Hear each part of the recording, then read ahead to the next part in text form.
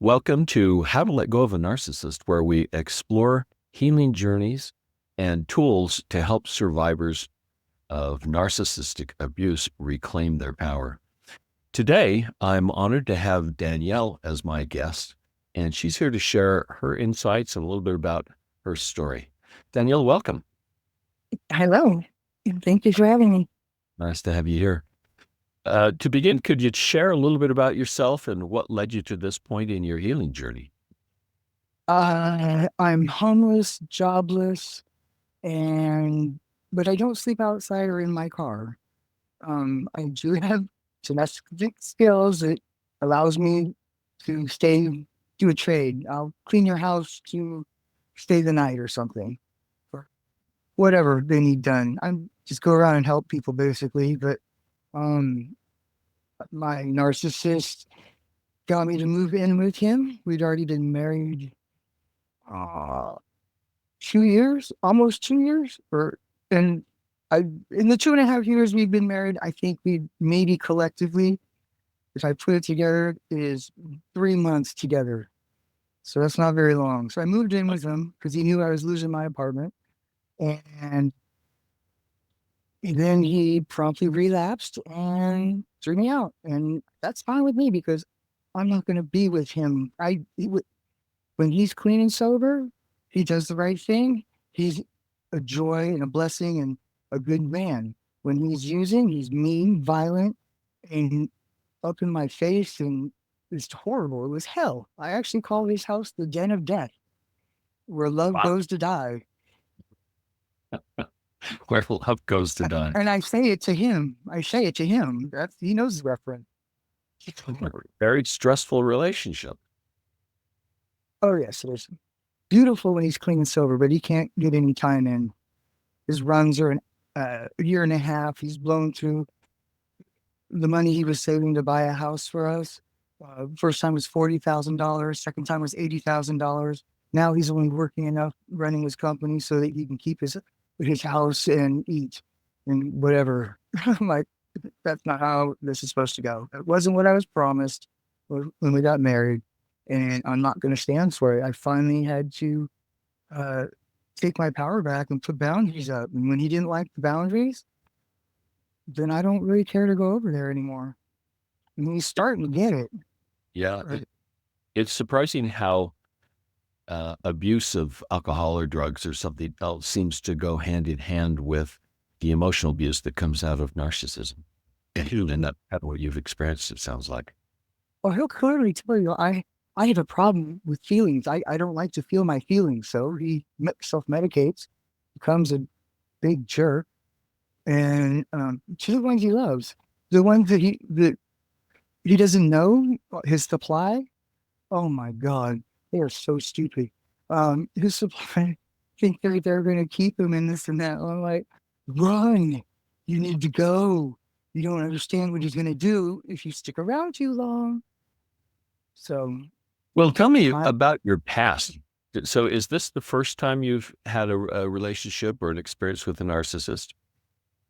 I've been thinking about that since we met last time, and my mother is a narcissist. I grew up with just her when she was around. She didn't do drugs, but she was addicted to church and Masonic order and you know that stuff. But forgetting all that stuff, my mother is really an evil, evil person. She'll snap at. Well, everybody knows to walk around on eggshells when they're with her. Even her old lady friends that she's known my whole life. So I Mm. just accept how she is and move on. But yeah, I just thought about it and looked into myself and said, yeah, every relationship that was a serious one was narcissistic. So I want to change that. I Yeah. want to stop the cycle of picking a narcissist. My man picker's broken. I'm going to stay single or I'm going to overcome this and find somebody that can really love me, that I can love too. Yeah. Well, part of that is being able to recognize when somebody comes at you and they seem like the perfect person, and Mhm. knowing in your gut they're not, and being able to trust your body. That's a hard thing to do.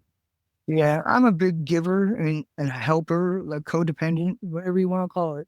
I figured what I need to do, since nobody fills my cup up, I'm going to find another giver, and we can fill each other's cups up, be friends and get along, and it'll just be right. There you go. That's a smart move. But Well, was I'm there? not going out to look for that. I'm not trying to find somebody at all. Um, it, I don't want another relationship because I know what I'm going to find is the wrong thing. So that's why I'm going to work on this and fix it and get over it and learn new tools Well, to that's keep the most from important part. relapsing into this kind of relationship. Getting yourself straight is the first step, isn't it? This year is my year. I'm doing me this year. That's glad to hear that.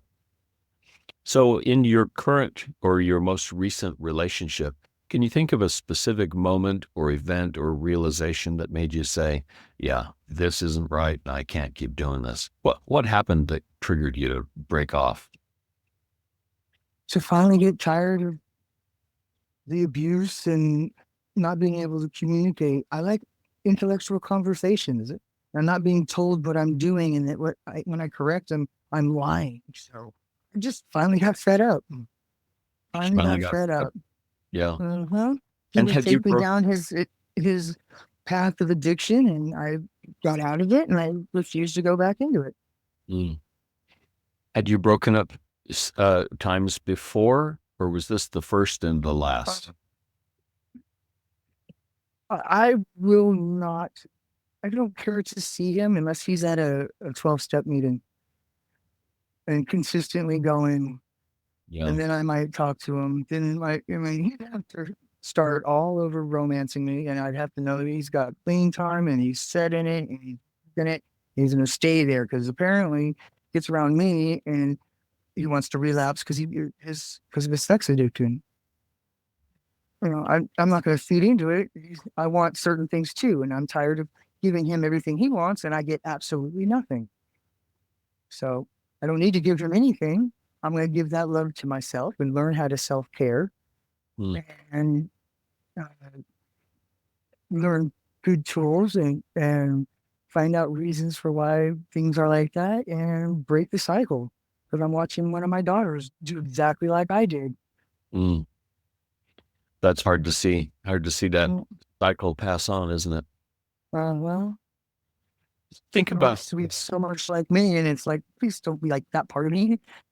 Let's go through this together and let's get fixed together and get our man pickers working right, and then first work on ourselves and then maybe find love. yeah. Are you aware and sensitive to your body and its reaction to these men? Uh, yeah, if I get close to them, like we're in a relationship, there's a few of my relationships where like we didn't have to talk, but we were having a conversation with each other, Yeah. because we're in the same room. But yeah, with my husband, I just get all jittery inside, and it's okay. I'm listening. I'm not gonna go. Don't go over there. Don't call back. I didn't call them. Didn't leave a message. Okay, well, there's no point in calling back. He does that, so I'll call back and go, what? What do you want me to do for you? And then I get to tell him, no, I'm not going to do it. Good boundary. Are you sensitive to red flags? Whoa. When I start to fall for somebody, or yeah, the rose-colored glasses go on, and like gargoyle vermilion glasses, we wear those and try and see red light, like stoplight. It looks white, so uh, I got to learn how to take those glasses off or not put them on at all, because I'll Yeah. avoid the red flags until I just can't take it no more, which is what I've done this time. I'm too That's old to be doing this, so I just want to. one of the hard for people who've been in relationships before is to be able to accept the red flags they're feeling from their body when somebody's giving you the love bombing, they're telling you that you're wonderful, and yet your body's saying, hold on. And you want one, and it's hard to listen to the other. That's a really important step. Yeah, at the beginning when this started, uh, the throw away, come back kind of thing, because uh, it's it's hard to see it then. For me, it was. But once I see him and I, point him out, we even talked about him before when he got clean and sober. He knows what he's doing. He knows the effect, but he just doesn't care and will, you know, I don't know. He doesn't want to be loved. He's afraid to be loved. I don't know. I don't know what triggered it to start the narcissistic behavior or make that switch where it's turned on. But I wish I could go back and just tweak that a little bit so it wouldn't happen. Because when he's clean, sober, he is a godsend, basically. Helpful, everything. But he's not really like that. He really is a monster. When he says he can't be fixed, he's broken and can't be fixed. He's dead. Yeah. He's broken and refuses to be fixed. Sometimes you just have to believe them. Yeah. So think about, as you've gone through these challenges, is there any tool or strategy you use that helps you kind of ground yourself and get back to safety? Well, let's see. Since I've returned to recovery and there are meetings, I've been, taking the power out by talking to my sponsor about it and stuff. And just like telling somebody else. The 12-step program can work for anything. Just change the word from alcoholics or drug to whatever you're having a problem with. Smoking cigarettes, anything. So I'm going to try and learn some new tools and get rid of this anger. Because what he did was he woke the beast inside of me that I put away decades ago and refused to be like. He wants the fighter, and I don't want to be the fighter. I want to be, the nice person.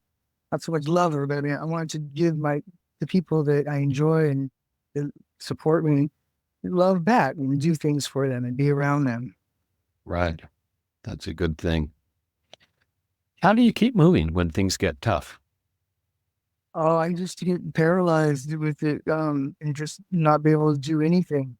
My youngest had to take care of me a couple times because I was just so distraught and didn't know what to do and felt alone. So she kind of tended to me. She'd make dinner. She'd wake me up. Hey mom, it's that. Okay, okay, okay. If I didn't have her, I would have slept for weeks. Not got out of bed, not showered, not done anything, not fed the kids, not go to the store to get food for them. You say, well, walk down there or something. Here's the EBT card. Go. Take care of yourself. I can't do it right now.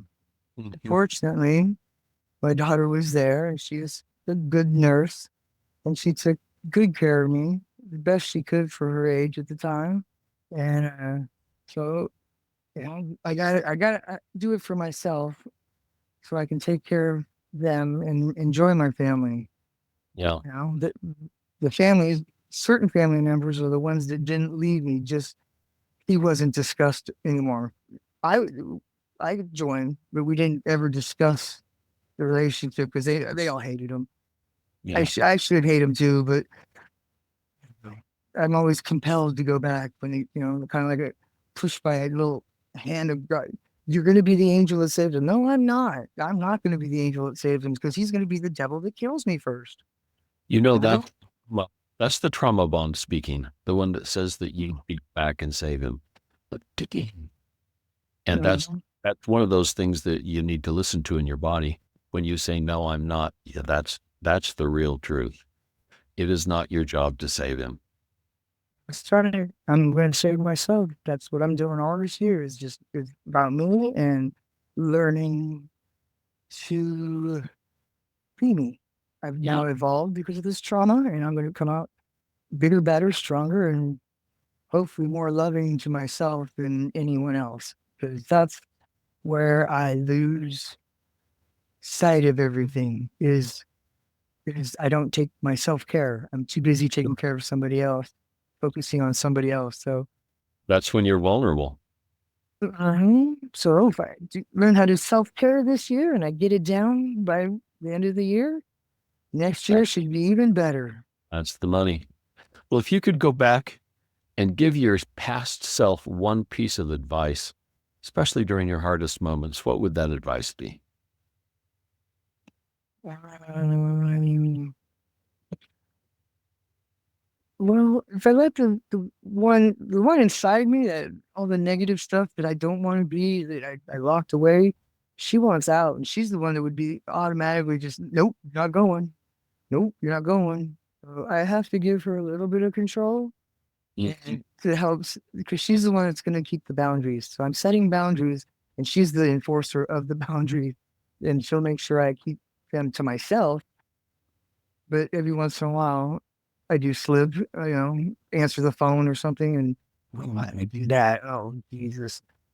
You know, but no contact is the best. The longer I have no contact with him, the better I feel. Right. As soon as I have some sort of contact with him, all that anxiety and inner shaking starts all over again. So I'm just going to listen to that and know that that's my flight response and take off, There you go. go somewhere safe. What's one message you'd like to leave with anyone who's listening and who's still struggling with those kinds of relationships? When you see that it says they're unfixable, they are unfixable. It's even in the 12 steps, one of the readings that they say all the time. They can't be honest with themselves. They can't get better. So narcissists don't change. They're unfixable. Doesn't matter if you give them everything. Even if you're giving them everything and getting absolutely nothing, it just gets worse and worse. And how much of the monster do you want to see? Get out before it gets ugly. No contact. That's my advice. That's great And that's advice. what I'm trying to live by. Giving it out, I'm also trying to live by it. That's hard earned experience, isn't it? Uh, yeah, I've been nice for so long that it's easy to fall back into that. Oh wait, no.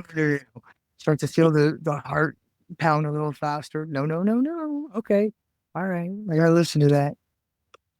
Well, Danielle, thank you so much for taking time to visit with us. I know that there are Mhm. many people out there who can relate to the experience that you've had and are having. And bless you in your journey and the difficulties that you're experiencing. You're going to find your way. Thank you. Thank you for having me. I do hope this helps somebody, if not more than one person. Absolutely. Everyone needs to be blessed and have a good life. Everyone does. Thank you. You're welcome. Bye. Bye. All right.